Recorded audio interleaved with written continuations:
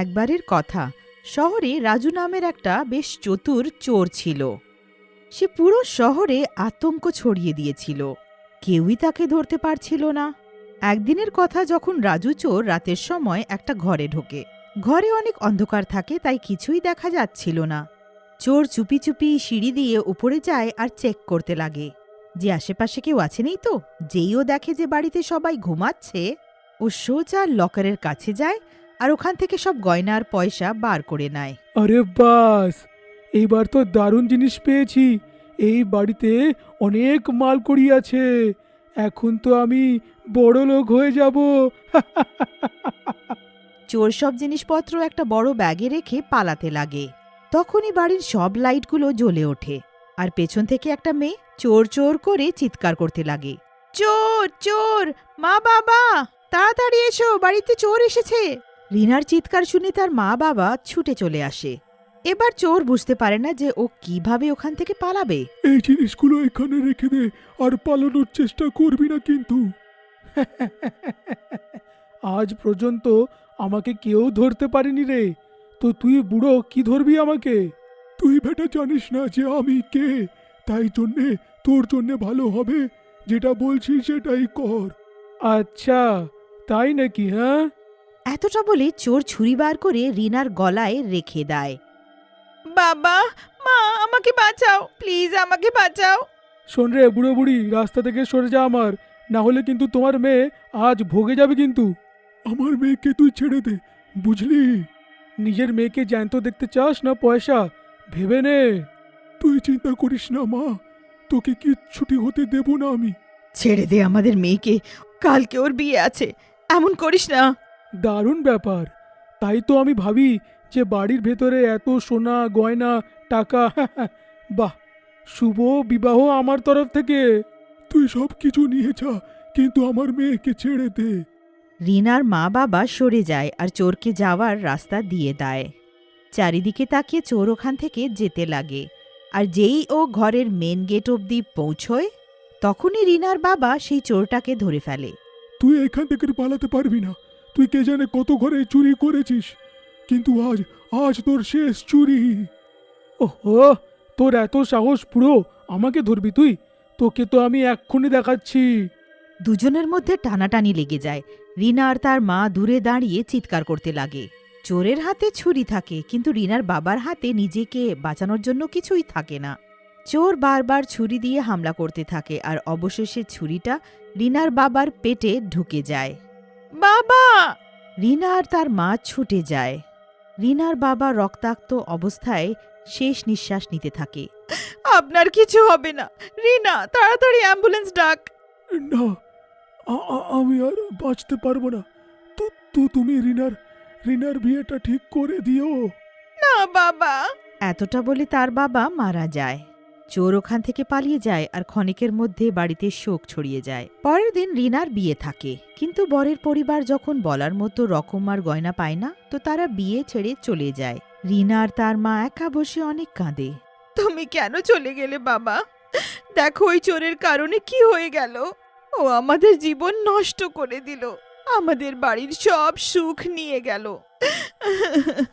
রিনার বাবা কোনো সাধারণ লোক নয়, বরং একটা জেলার থাকে, আর চোর এই কথাটা জানেনি। মরার পর সে ভূত, মানে একটা ভুতুড়ে জেলার হয়ে যায় আর সেই চোরকে খুঁজতে লাগে। ওই চোরটাকে আমি ছাড়বো না।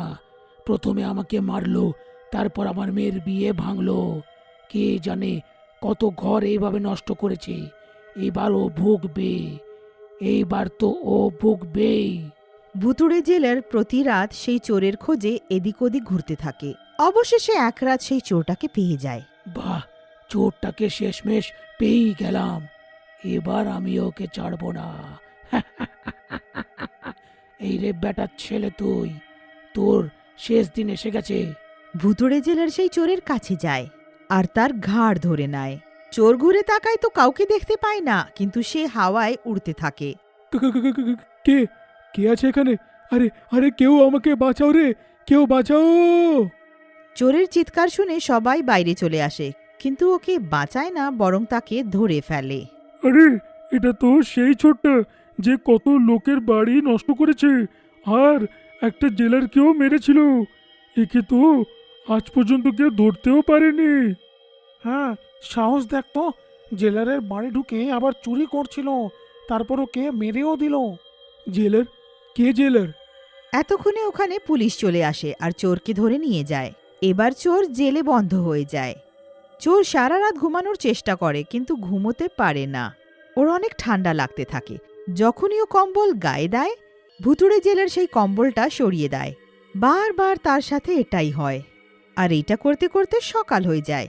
সকালে সবাইকে একসাথে উঠে স্নান করতে যেতে হয়। সব বন্দিরা লাইনে দাঁড়িয়ে নিজের পালার অপেক্ষা করে। এবার স্নান করার রাজু চোরের পালা। ও ভেতরে এসে যেই সাবান গায়ে দেয়, ভুতুড়ে জেলার এসে জলটা বন্ধ করে দেয়। চোর নিজের চোখ খুলতেই পারছিল না, আর পেছনে দাঁড়িয়ে জেলারটা অনেক খুশি হচ্ছিল। অনেক মুশকিলে চোর যা একটা করে ওখান থেকে বেরিয়ে আসে। আর তারপর তো তার সাথে অনেক খারাপ কিছু হয়। ও খাবারের লাইনে দাঁড়িয়ে থাকে। অনেকক্ষণ পর ও নিজের খাবার পায়। চোর নিজের খাবার নিয়ে একটা জায়গায় গিয়ে বসে। আর যেই সে খাবারের প্রথম কামড় খায়, তার পেছনে বসা ভূত তার মাথায় জোরে করে মারে। প্লেটের সাথে সাথে চোরও মাটিতে পড়ে যায়। কে মারলো আমাকে? কে মারলো? হ্যাঁ, কে কে ছিল এখানে? বাকি বন্দিরা রাজুর এই অবস্থা দেখে অবাক হয় আর তাকে নিয়ে হাসি করে।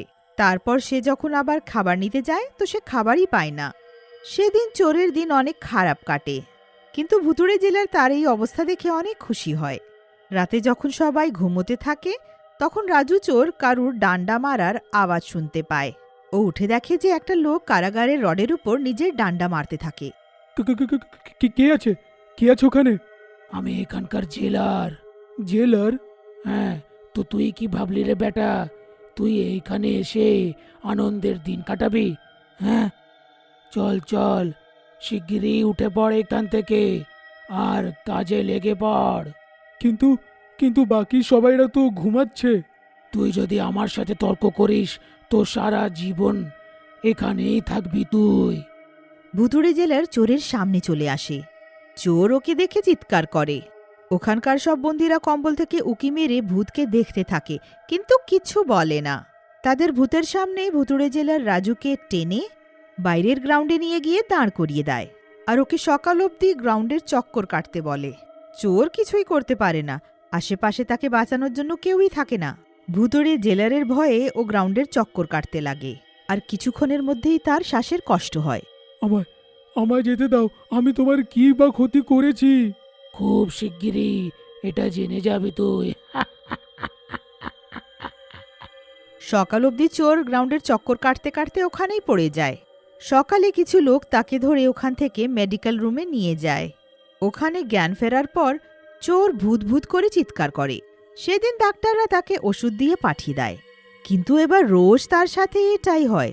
ও সব সময় শুধু ভূত ভূত বলতে থাকে আর প্রায়ই অজ্ঞান হয়ে পড়ে থাকে।